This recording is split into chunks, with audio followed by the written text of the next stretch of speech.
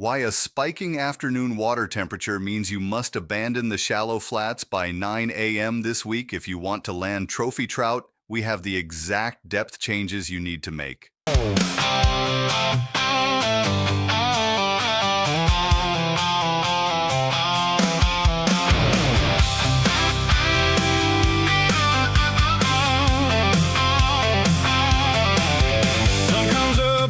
Texas salt. Got that ocean rig and it ain't my fault. Got that feeling that can't be bought. Oh, we're Gulf Coast fishing the Texas way, out on the water at the break of day, making memories that are here to stay. Yeah, Texas Gulf Coast fishing. Oh!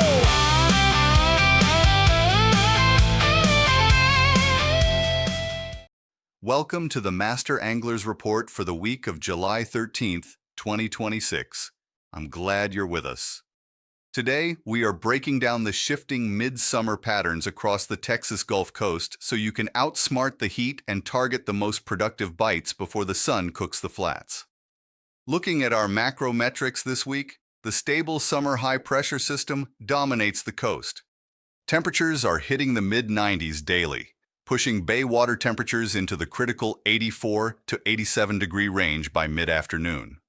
Our NOAA nodes indicate steady southeast winds averaging 10 to 15 knots, shifting heavier after 1 p.m. According to TWDB telemetry, salinity levels remain high across the board, meaning fish are seeking oxygen-rich moving water near deeper drops and passes. Moving up the coast to the Sabine Lake and Galveston systems, water temperatures are averaging 83 degrees with moderate clarity in the open bays, though ship channel cuts are holding clean, highly saline water.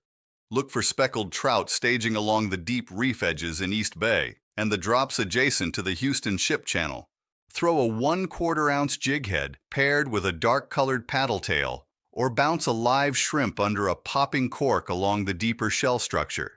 Shifting to the mid-coast from Matagorda down to Port Aransas, the water is clear to gin clear in the back bays, with temperatures rapidly climbing to 86 degrees by midday under intense sunlight.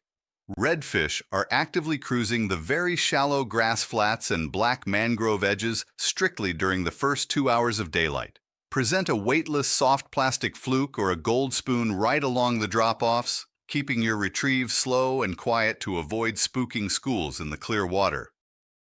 Down on the lower coast from Baffin Bay to Port Mansfield, high salinity levels are locked in and water clarity is excellent across the flats, combined with a strong, early morning incoming tide window.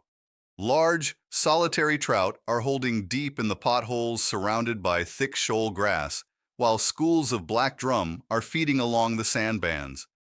Rig a topwater plug for the early morning trout bite, then switch to a natural-colored shrimp imitation, hopped slowly along the bottom of the deeper potholes as the sun gets high.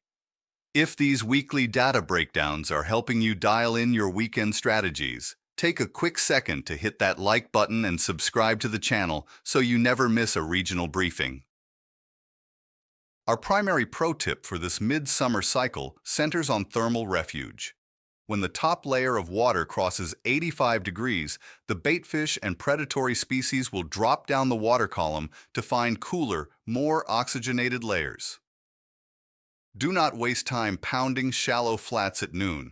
Target the structural drops, channels, and shaded edges where the temperature stays stable.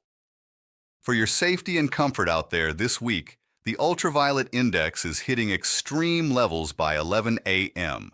Hydrate heavily starting the night before your trip.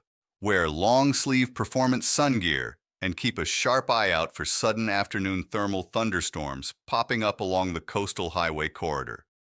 A sincere thank you to our dedicated viewing community for sharing your weekly catch reports, and our gratitude to the oceanographic teams at NOAA and the Texas Water Development Board for providing the vital node data that keeps us informed. Until next week, keep your lines wet, watch the horizon, and tight lines, Texas.